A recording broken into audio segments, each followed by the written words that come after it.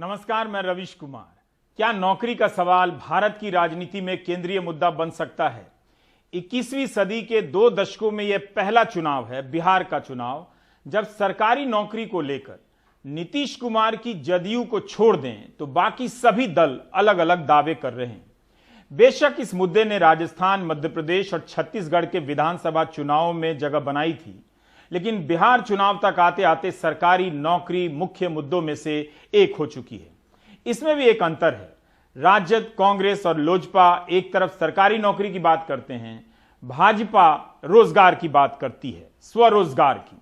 नौकरी बनाम रोजगार की इस धारणा को बिहार के नौजवान साफ साफ समझते हैं। इस मुद्दे को आप 10 लाख या 19 लाख की संख्या के कारण मरा हुआ मुद्दा घोषित ना करें, क्योंकि यह मुद्दा चुनाव के बाद भी रहेगा, नतीजा जो भी हो। 2017 में जब प्राइम टाइम में नौकरी सीरीज शुरू हुई थी, कई हफ्तों तक सीरीज चलने के बाद भी सरकारों ने अनदेखा कर दिया। उन्हें लगा कि भारत के नौजवानों की जवानी की कहानी अब खत्म हो गई है। सांप्रदायिक राष्ट्रवाद और व्हाट्सएप यूनिवर्सिटी ने उन्हें इस तरह चपेट में ले लिया है कि वे नौकरी की बात करेंगे नहीं।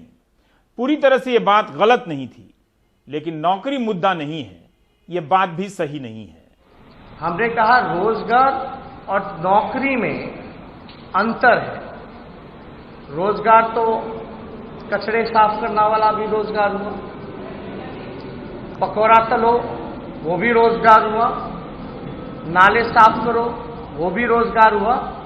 लेकिन हम यहाँ 10 लाख सरकारी नौकरियों के बारे में जिक्र कर रहे हैं, और पहले कलम से पहले मंत्रिमंडल के बैठक में ये सच होने वाला है कि देश के इतिहास में पहली बार इकट्ठे 10 लाख नौजवानों को सरकारी नौकरियां दी जाएंगी। 4.5 लाख नौकरियां रिक्त हैं स्वास्थ्य सेवाएं में, शिक्षा विभाग में, पुलिस महकमे में। झूठा वादा करना हो भाजपा और डबल इंजन सरकार का जैसे करते रहे, तो हम लोग भी बोलते भाई 50 लाख नौकरियां देंगे। हम लोग भी शुरू से बोलते हैं कि 1 करोड़ नौकरियां देंगे, लेकिन 10 लाख ही क्यों? क्योंकि जो रिक्वायरमेंट है।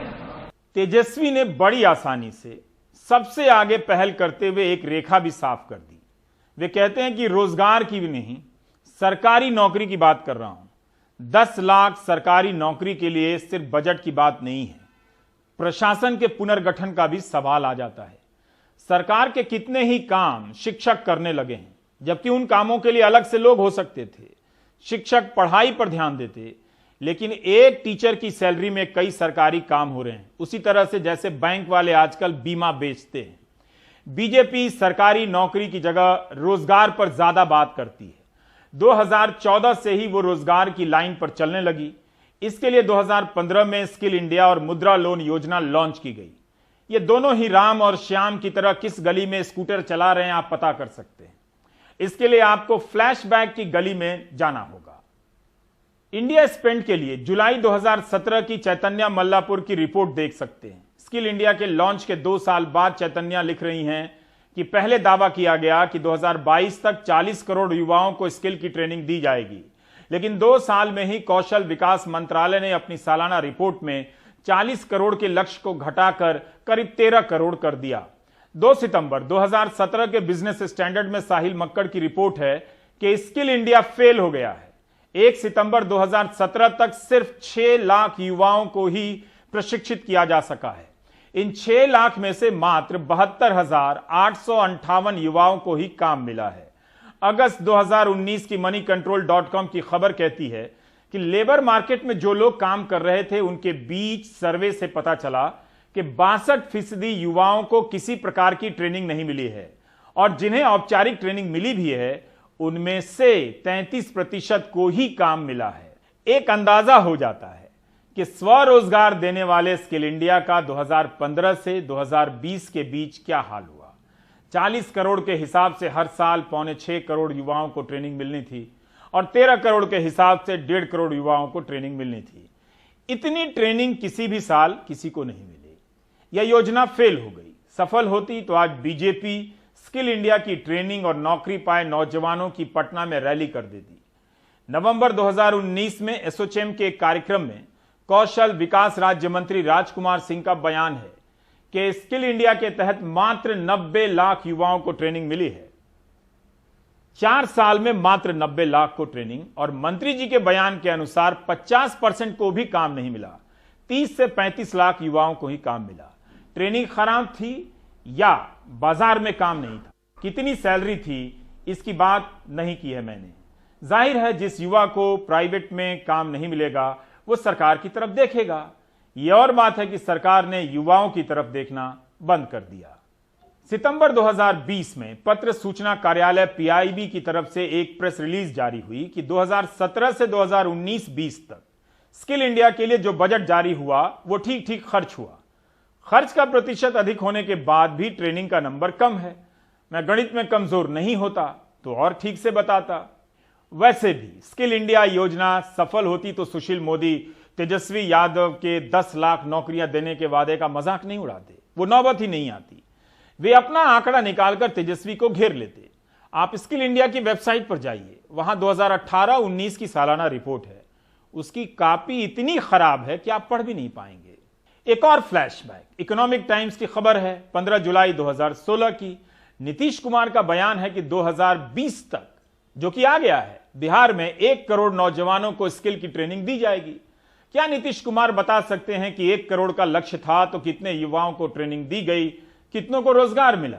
इस खबर में यह भी लिखा है कि बिहार के 1 करोड़ युवाओं को कौशल ट्रेनिंग देने के लिए महाराष्ट्र नॉलेज सेंटर से करार हुआ है। क्या आपको पता था कि बिहार में स्किल डेवलपमेंट का काम महाराष्ट्र नॉलेज सेंटर कर रहा है? बिहार के नेता तो सुशांत सिंह राजपूत के बहाने बिहार बनाम महाराष्ट्र करने में लगे थे। केंद्र सरकार की स्किल इंडिया और बिहार सरकार की स्किल इंडिया का क्या हाल है आपने देख लिया। दूसरी तरफ जब प्राइवेट सेक्टर में काम नहीं मिलेगा तब नौजवान सरकारी नौकरियों की परीक्षा में लाखों की संख्या में फॉर्म भरेंगे ही। सुशील मोदी और नीतीश कुमार जब तेजस्वी यादव के 10 लाख रोजगार के वादे का मजाक उड़ा रहे थे तब वे अपना भी मजाक उड़ा रहे थे। मित्रों, कोई भी सरकार 10 लाख लोगों को सरकारी नौकरी नहीं दे सकती है। और मैंने वित्त मंत्री के नाते जब आंकड़ा जोड़ा है तो अगर 10 लाख लोगों को कोई सरकार अगर नौकरी देती है तो मालूम है कितना खर्च आएगा? 58,415 करोड़ रुपया प्रति वर्ष का अतिरिक्त खर्च आएगा। अभी वर्तमान में बिहार सरकार के करीब 12,11,000 कर्मचारी हैं और इन 12,11,000 कर्मचारियों के वेतन मद में हम लगभग 52,734 करोड़ रुपये खर्च कर रहे हैं। अब अगर अतिरिक्त 10 लाख लोगों की बहाली हो जाए तो केवल वेतन मद में 1,11,000 करोड़ रुपये हमको खर्च करना पड़ेगा।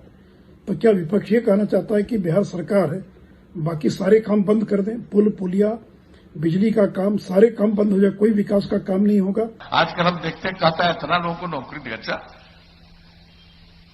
ऐसा कहीं है कोई दुनिया में जी? आप उतने लोगों को नौकरी दोगे तो बाकी को कहा नहीं दोगे? सबको दे दो। आप पैसा कहां से लाओगे? जिसके चलते अंदर गए उसी पैसा से होगा। तो हर काम जो जरूरी है हम लोग करते रहे हैं, आज जो होना नहीं है, आज जो हो ही नहीं सकता। अगर करोगे तो पैसा आएगा कहां से? ऊपर से आएगा? कहां से आएगा? कि नकली नोट मिलेगा? क्या मिलेगा? यह जेलवे से आएगा? पैसा जेलवा से आए या नहीं आए, नीतीश जी को बताना चाहिए कि स्किलवा का क्या हुआ। 2015 में स्वरोजगार को बढ़ावा देने के लिए मुद्रा लोन योजना लॉन्च हुई। जुलाई 2017 में अमित शाह ने कहा था, बयान है, इंटरनेट पर सर्च कीजिए, कि मुद्रा लोन से 7 करोड़ से अधिक का स्वरोजगार पैदा हुआ है। इस दावे की तभी मीडिया में कई जगहों पर पोल खोल दी गई थी। 7 करोड़ में से कुछ तो बिहार के भी होंगे, बता दीजिए। किसे पता था कि सुशील मोदी 10 लाख नौकरी का मजाक उड़ा रहे हैं और बीजेपी 19 लाख रोजगार की बात करने वाली है। रोजगार और सरकारी नौकरी दोनों अलग अलग चीजें हैं। रोजगार पर मैं कहना चाहूंगा कि हमारा संकल्प है कि 3 लाख शिक्षक नियुक्ति, 1 लाख स्वास्थ्य क्षेत्र की नौकरियां, आईटी हब से 5 लाख नए रोजगार का सृजन, 1,000 एफपीओ के माध्यम से 10 लाख रोजगार का सृजन, और अगर इन सबको जोड़ दें तो कुल 19 लाख नए रोजगार के अवसर बिहार में पैदा करना तथा 1 करोड़ महिलाओं को स्वावलंबी बनाना हमारा संकल्प भी है, हमारी प्रतिबद्धता भी है। बीजेपी ने अपने घोषणा पत्र में कहा है कि 19 लाख रोजगार देंगे। इनमें से 3 लाख शिक्षक और 1 लाख स्वास्थ्यकर्मी हैं, जिनमें से 10,000 डॉक्टर हैं। आखिर ये 4 लाख नौकरियां अभी तक भरी क्यों नहीं गई? फरवरी 2020 में विधानसभा में एक प्रश्न का उत्तर देते हुए स्वास्थ्य मंत्री मंगल पांडे ने कहा था कि बिहार में डॉक्टरों के 61% पद खाली हैं। 10,609 स्वीकृत पद हैं डॉक्टरों के, लेकिन 6,437 पद खाली हैं। यही नहीं, खेती में 10 लाख रोजगार देने की बात बीजेपी ने कही है। क्या इस कार्यक्रम को देख रहा कोई भी एक्सपर्ट कहीं से बता सकता है कि खेती में 10 लाख रोजगार कैसे पैदा होगा? क्या मनरेगा में दिए गए काम को भी इसमें शामिल किया जाएगा? बीजेपी ने अपने घोषणा पत्र में कहा है कि 1000 नए किसान उत्पाद संघों को आपस में जोड़कर राज्य भर के विशेष सफल उत्पाद जैसे मक्का, फल, सब्जी, चूड़ा, मखाना, पान, मसाला, शहद, मेथा, औषधीय पौधों के लिए सप्लाई चेन विकसित करेंगे और 10 लाख रोजगार के अवसर उपलब्ध होंगे। मखाना और चूड़ा बेचकर बिहार के विकास की बात जमाने से हो रही है। 15 साल से कितने का चूड़ा बिका और मखाना और कितनों को रोजगार मिला, इसका डेटा रखा जाता तो समझ साफ होती। वैसे भी 10 लाख रोजगार देने वाली सप्लाई चेन कितने साल में बनेगी, इसका कोई हिसाब किताब वादे में नहीं है। 2015 से स्वरोजगार को लेकर चल रही बीजेपी को खास कामयाबी नहीं मिली। स्वरोजगार होना चाहिए, लेकिन सरकारी नौकरी क्यों नहीं होनी चाहिए? मुद्रा तो एक इनकम सप्लीमेंट सिस्टम है। वो एक एम्प्लॉयमेंट देने का कोई सिस्टम नहीं है। मतलब जितना पैसा दिया जाता है मुद्रा लोन्स में, उससे तो एक आदमी की आमदनी भी पूरी नहीं होती है, तो किसी और को कैसे नौकरी देगा? स्वरोजगार का माहौल तब बनता जब देश की अर्थव्यवस्था की हालत गोदी मीडिया के दावों की तरह होती। वैसी तो है नहीं, अर्थव्यवस्था की हालत है खराब। क्या नौकरियों को लेकर तेजस्वी यादव और बीजेपी के दावे व्यवहारिक हैं? यह सवाल तो है, लेकिन सरकारी नौकरी चुनावी मुद्दे में टॉप पर आ रही है, इसे अनदेखा आप नहीं कर सकते। पिछले साल कॉरपोरेट को 1 लाख करोड़ से अधिक की टैक्स छूट दी गई ताकि वे निवेश करें और रोजगार पैदा हो। उन्होंने रोजगार पैदा नहीं किया, निवेश भी नहीं हुआ, तो युवा कहां जाएंगे? हमको बिहार बेहतर बनाना है। जहां फंसा हुआ है हमको वहां से निकालना है। तो निकालना है तो कम से कम जो नेशनल एवरेज है उसको हमको कंपीट करना पड़ेगा। उसके मुकाबले, राष्ट्र औसत के मुकाबले हमको आना पड़ेगा। आज तक हवाई बातें हुआ करती थी, लेकिन ये हमारा संकल्प है, संकल्प बदलाव का। ये हमारा प्रण है जो कि सच होने वाला है और ये हम करके दिखाएंगे। हम बार बार कहते आए हैं, मैं फिर से कहता हूं कि नीतीश कुमार जी से बिहार नहीं संभल रहा। नीतीश कुमार जी थक चुके हैं। तेजस्वी यादव का जवाब भले ठोस ना हो, लेकिन सरकारी नौकरी के सवाल को अब खारिज नहीं किया जा सकता। इस मामले में तेजस्वी ने बढ़त बना ली है। एक ही सूरत में यह कमजोर पड़ेगा जब प्राइवेट सेक्टर में नौकरियां मिलेंगी और अच्छी नौकरियां मिलेंगी, कच्ची वाली नहीं। नेता को 5 साल की विधायकी चाहिए, पेंशन भी, और कर्मचारी 3 महीने में निकाल दिया जाए। इसे हिंदी में सुधार कहते हैं, अंग्रेजी में रिफॉर्म। इसे सिर्फ दिल्ली के एक्सपर्ट समझकर खुश हो सकते हैं। 2019 में नौकरी के सवाल का मजाक उड़ाया गया। प्रधानमंत्री मोदी ने पकौड़ा बेचने को रोजगार कहा। विपक्ष को लगा कि युवा अब वोट नहीं देगा। प्रधानमंत्री सही साबित हुए, नौजवानों का खूब वोट मिला। लेकिन उन्हीं प्रधानमंत्री को 1 साल के भीतर रोजगार के सवाल पर विरोध का सामना करना पड़ा। 17 सितंबर को उनके जन्मदिन को राष्ट्रीय बेरोजगार दिवस के रूप में मनाया गया। ट्विटर पर 30 से 35 लाख ट्वीट हुए। यूट्यूब पर उनके कार्यक्रम को डिसलाइक किया गया। जगह जगह नौजवानों ने प्रदर्शन किए। क्या यह भारत के नौजवानों का अपमान नहीं है कि उन्हें 4-4 साल तक एक परीक्षा की कैद में रहना पड़ता है? दुनिया के किस देश के नौजवानों को ऐसा सहना पड़ता है और अपनी परीक्षा के रिजल्ट के लिए सड़कों पर आकर थरिया कटोरा पीटना पड़ता है? बिहार ऐसे प्रदेश है जिसमें हर नागरिक पॉलिटिकली बहुत ही सेंसिटिव है और इन्फॉर्म्ड भी है। उनको पूरे विषय समझ में आता है और विश्लेषण करते हैं। हर एक जो संकल्प पत्र के द्वारा दिया गया प्रॉमिस को हमने पूरे करवाए। We fulfil our promise. Bharat देश में ऐसे एक पॉलिटिकल पार्टी अगर है जो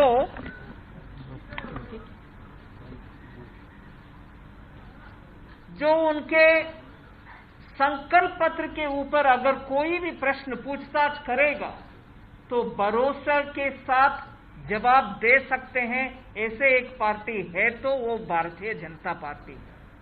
वित्त मंत्री को रिजर्व बैंक की रिपोर्ट का अंदाजा तो होगा ही। इसी 13 अक्टूबर को रिजर्व बैंक ने handbook of statistics on Indian economy नाम से एक रिपोर्ट जारी किया है और इस रिपोर्ट के हिसाब से 1993-94 में बिहार के शहरी इलाके में 1000 लोगों में से 71 लोग बेरोजगार थे, लेकिन 2018-19 में यह संख्या बढ़कर 105 हो गई है। अगर ग्रामीण क्षेत्रों की बात की जाए तो 1993-94 में 1000 लोगों में से 16 लोग बेरोजगार थे, तो 2018-19 में 1000 में से 102 लोग बेरोजगार हो गए। रिजर्व बैंक की रिपोर्ट है कि बिहार के गांवों और शहरों में बेरोजगारी बेतहाशा बढ़ी है। कौशल योजना हेडलाइन से आगे नहीं बढ़ पाई। स्किल सेंटरों की रिपोर्टिंग ठीक से हो जाए तो आपको अलग तरह का कौशल दिखेगा, घपले का कौशल।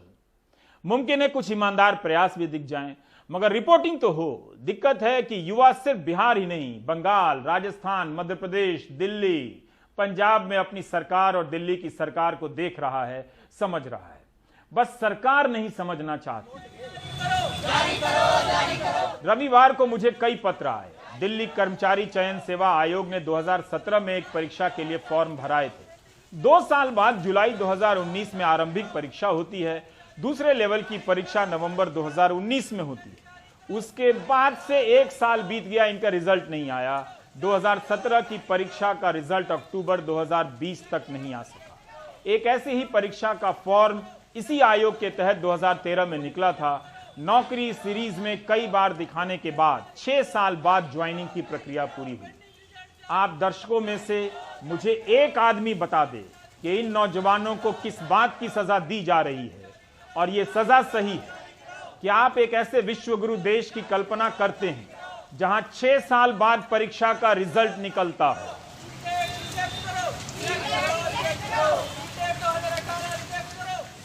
नमस्कार रेस्पेक्टेड सर, मैं एक डीएसएसबी की वेटिंग कैंडिडेट हूँ और काफ़ी सारे ऐसे ही बहुत सारे वेटिंग कैंडिडेट्स हैं जिनका सॉल्यूशन डीएसएसबी नहीं निकाल रही है। हमारा वेटिंग पैनल कोविड-19 लॉकडाउन के दौरान एक्सपायर हुआ था, जिसकी वजह से हमारी वेटिंग लिस्ट आगे नहीं निकल रही है। यूज़र डिपार्टमेंट काम नहीं कर सकते थे और डीएसएसबी उस बात के लिए कुछ भी जवाब नहीं दे रहा है। क्या वो वेटिंग लिस्ट निकालेगा या वो इन बच्चों को रिजेक्ट कर देगा, आगे उनका फ्यूचर ख़राब करेगा, या उनके हाथ में है जो भी कुछ है। लेकिन अभी तक वो डिसाइड नहीं कर पा रहे हैं। न उन्होंने कोर्ट में रिप्लाई किया, हम केसेस भी कर चुके हैं। अशोक अग्रवाल सोशल जूरिस्ट हैं, उन्होंने भी एक एप्लीकेशन डाल दी है, लेकिन उसमें भी उन्होंने अभी तक रिप्लाई फाइल नहीं किया है। और ऐसे काफ़ी सारे कैंडिडेट्स हैं जो डिफरेंट पोस्ट कोड के हैं, पीजीटी, टीजीटी, पीआरटी, डीओई के अंदर डायरेक्टरेट ऑफ एजुकेशन, और हमारे एमसीडी पीआरटी में भी काफ़ी सारे ऐसे कैंडिडेट्स हैं जिनकी वेटिंग लिस्ट आनी है, लेकिन डीएसएसबी उसके लिए कोई जवाब नहीं दे रहा है। आरटीआई का जवाब नहीं दे रहे हैं कि वेटिंग लिस्ट निकालेंगे या नहीं। कोर्ट में कह रहे हैं कि अभी हमारी हायर अथॉरिटीज ने कुछ डिसाइड नहीं किया। इसी तरह 2014 में बिहार लोक सेवा आयोग की भर्ती निकली थी। डीएसपी, बीडीओ वगैरह बनते हैं। 2 साल बाद 2016 में परीक्षा होती है और इसकी ज्वाइनिंग 2018 में होती है। 4 साल लगे, वो भी धरना प्रदर्शन करने के बाद। कांग्रेस ने 10 लाख या 19 लाख रोजगार के वादे नहीं किए। 4 लाख सरकारी नौकरियों की बात की है। बेरोजगारी भत्ते के अलावा संविदा यानी कॉन्ट्रैक्ट की नौकरी पक्की करने का वादा किया है। इस मुद्दे पर कांग्रेस का अन्य राज्यों में परीक्षण हो सकता है, होना चाहिए। लेकिन ध्यान से देखिए कि कॉन्ट्रैक्ट की नौकरी को परमानेंट करने के वादे लौटने लगे हैं। यह मुद्दा वापस आ रहा है। इसलिए इन मुद्दों को सिर्फ बिहार चुनाव तक और इसके रिजल्ट तक सीमित ना करें। सत्य यह है कि बिहार बदलाव मांगता है। बिहार विकास की असीम संभावनाएं तलाशता है। बिहार उज्जवल भविष्य का उद्घोष चाहता है, बिहार रोजगार चाहता है, बिहार औद्योगिक तरक्की चाहता है, बिहार बदहाली की जंजीरों को तोड़ना चाहता है, बिहार स्वर्णिम तरक्की की नई इबारत चाहता है, बिहार एक नई सोच, नया रास्ता, नया तेज चाहता है। इसीलिए हम सब ने कहा है कि बोले बिहार बदले सरकार। बिहार के चुनाव में सरकारी नौकरी ने केंद्रीय भूमिका हासिल कर ली है। बिहार में लोग नौकरी शब्द को ठीक से जानते हैं। रोजगार तो मुंबई पुणे जाकर ही कर लेते हैं, उसे भी नौकरी कहते हैं। चिराग पासवान भी नौकरी पर बात करने से नहीं बच सके। उन्होंने कहा कि सरकार आएगी तो सभी सरकारी पदों को भरेंगे। और वैसे सरकारी नौकरी को लेकर मुख्यमंत्री बोलते हैं कि भैया सरकारी नौकरी कहां कोई देता है, कौन से देश में ये परंपरा है कि वहां पे सरकारी नौकरी दी जाए? भाई क्यों नहीं है? आप मुख्यमंत्री हैं हमारे प्रदेश के। आज अगर हम लोग रोजगार की अगर अपेक्षा रखेंगे तो आपसे नहीं रखेंगे तो किससे रखेंगे? सरकारी नौकरी आप दे नहीं सकते। मुख्यमंत्री की सोच ही नहीं है उस तरफ से, ना शिक्षा को लेकर ना रोजगार को लेकर। इतनी युवा विरोधी सोच के साथ हमारे मुख्यमंत्री हैं, वो चाहते ही नहीं है कि हमारे प्रदेश का युवा आगे बढ़े, और यही कारण है युवाओं का पलायन हमारे प्रदेश से होता जा रहा है। अभी यह मुद्दा आधा अधूरा है, लेकिन आकार ग्रहण कर रहा है। सरकारी नौकरी हो लेकिन कॉन्ट्रैक्ट की हो, इस नाम पर कई राज्यों में युवा ठगे गए हैं। 2-3 साल बाद कॉन्ट्रैक्ट की नौकरी से बाहर कर दिए गए। एक बात है, जिस तरह से 2019 में बीजेपी सरकारी रोजगार के सवाल पर दबाव में नहीं आई और सफल भी रही, लेकिन 1 साल बाद वही बीजेपी नौकरी के मुद्दे पर दबाव में आ गई। बिहार में 4 लाख सरकारी नौकरी का वादा कर रही है। यह और बात है कि नीतीश कुमार रोजगार के सवाल पर दबाव में नहीं आए हैं। उन्होंने 7 निश्चय का कार्यक्रम पेश किया है, जिसमें ऐसा कोई दावा नहीं है कि 5 लोगों को भी सरकारी नौकरी देंगे। अगर एनडीए की सरकार बनी तो नीतीश मुख्यमंत्री होंगे। फिर बीजेपी अपने 19 लाख रोजगार की योजना को बगैर मुख्यमंत्री के कैसे लागू करेगी? 4 लाख सरकारी नौकरियों की भर्ती बगैर नीतीश कुमार के कैसे पूरी करेगी? नीतीश कुमार के 7 निश्चय में एक निश्चय है स्वच्छ शहर विकसित शहर। स्मार्ट सिटी की योजना का भी कोई रिजल्ट लगता है नहीं आया है, तभी यह वादा अब हो रहा है। पटना भारत के सबसे गंदे शहरों में से एक है, सबसे गंदा शहर है। ये 7 निश्चय बिहार के बुनियादी ढांचे को और ठीक से खड़ा करने का है।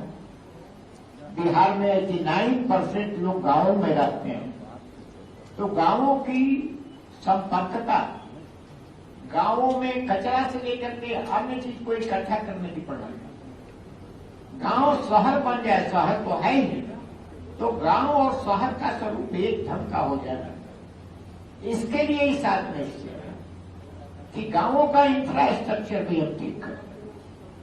हो सकता है कि रोजगार के नाम पर मैनिफेस्टो का पन्ना भरा जा रहा हो, लेकिन यह मुद्दा नेताओं के दरवाजे पर आता रहेगा। भले ही राजनीतिक दलों को लगता हो कि भारत का युवा अब सांप्रदायिक राष्ट्रवाद के चंगुल से कभी नहीं निकलेगा, उसकी बौद्धिक गुलामी की प्रक्रिया पूरी हो गई हो। भले इस मुद्दे का बिहार के चुनावों पर कोई असर ना पड़े, लेकिन याद रखिएगा यह मुद्दा आएगा और सरकारी नौकरी के मुद्दे से अब बचना मुश्किल है। अब तैयारी तो बहुत दिन से कर रहे हैं, मगर बहालियाँ नहीं निकल रहा, नौकरी क्या रोडे पे छिट्टा लेके घूरेंगे। अच्छा, तो क्या बहाली नहीं निकल रही है? कहाँ निकल रही, वो तो आप भी देख रहे हैं ना। ये लोग चाहते हैं बेरोजगारी बरकरार रहे और झांसा दे दे करके हुकूमत करें। ये सब अभी क्या कर रहे हो?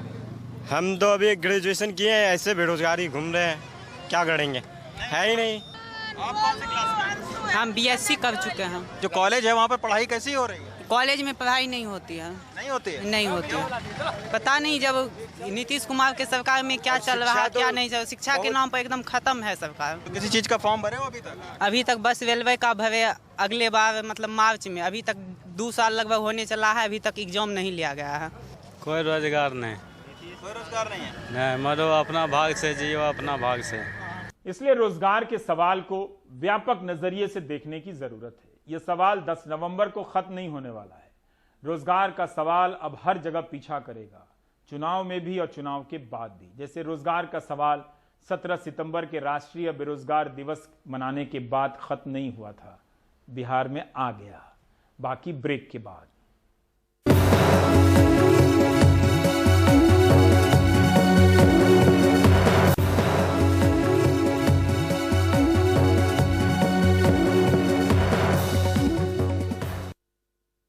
हमारे सहयोगी रविश रंजन बिहार की चुनावी रिपोर्टिंग कर रहे हैं, अलग अलग जगहों पर जा रहे हैं। एक ऐसे गांव में गए, धरहरा, जिसे देश के सामने एक मॉडल के रूप में पेश किया गया। खूब सारे वृक्षारोपण हुए, लेकिन उस मॉडल के पीछे वहां के जनजीवन की क्या हकीकत है, उसमें क्या बदलाव आया है, रविश बताना चाहते हैं।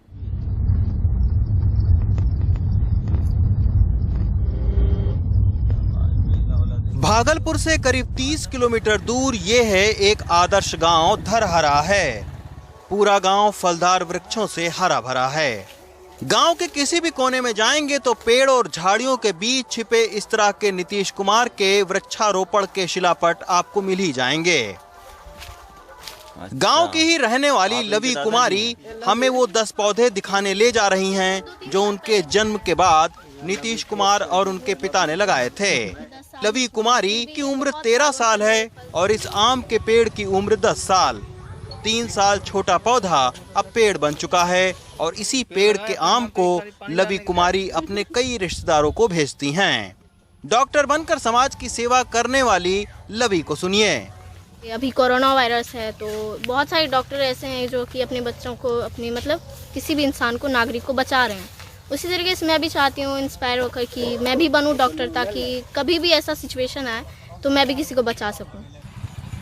लवी कुमारी के बाद हमने रानी कुमारी के घर का रुख किया। बहुत खोजने पर 2010 में नीतीश कुमार द्वारा किए गए पौधारोपण से जुड़ा ये शिलापट मिला। ये देखिए भैया, पेड़ भी खत्म हो गया, बच्ची गई और वो पौधा भी। लेकिन इस घर की त्रासदी ये रही कि रानी कुमारी की डायरिया से मौत हो गई। प्राइवेट अस्पताल में कराए गए उसके इलाज के पैसों का सूद अभी तक उसके गरीब माता पिता भर रहे हैं। जिस इंदिरा आवास योजना के तहत मकान बनाना चाहते थे, लेकिन उसके लिए ना तो उन्हें पैसे मिले और ना ही कोई मदद। रानी कुमारी का मन खराब था, अजय कुमार के यहाँ पहले ले गए थे, माँ पर दिखाए, माँ से ठीक हो गया था। 30,000 रुपया माँ खर्चा किए थे।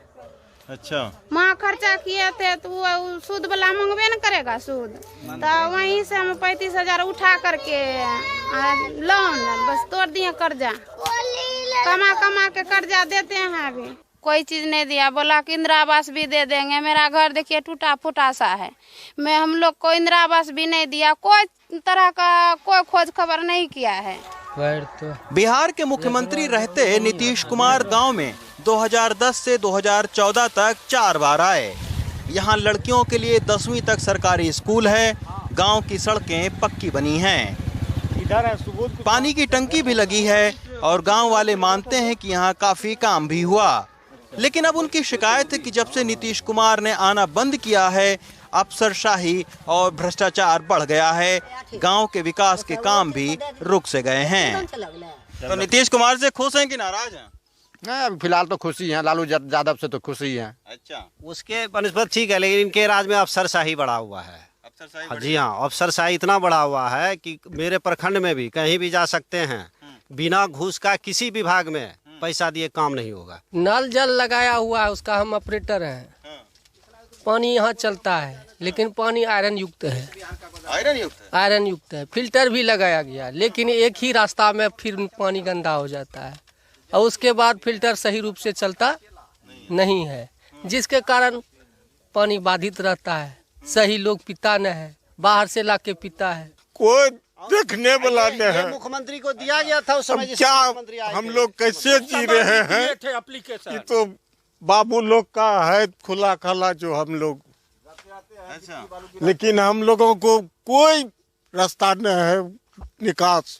अब रास्ता है, हरिजन टोला है, सरकारी रास्ता है। हाँ, सरकारी रास्ता है, लेकिन कहीं कोई नहीं सुन रहा है 5 साल से। यहाँ पर अस्पताल की जो स्थिति है बहुत गंभीर स्थिति है। मैंने कई दफ़ा अस्पताल का पोल खोल किया, दिखाया कि परेशान है और सरकारी अस्पताल में जो है निजी क्लिनिक से दवाई मंगवाया जा रहा है, उसके बाद उनका उपचार होता है और डॉक्टर साहब से कहिए तो वो उलझ जाएंगे, वो पदाधिकारी से पैरवी करवाएंगे, आपके ऊपर उल्टे FIR करवाएंगे। खैर, राजनीतिक बातों से इतर अच्छी बात यह है कि आदर्श गांव धरहरा में 10 साल तक के बच्चों में 526 लड़कियां हैं और 235 लड़के।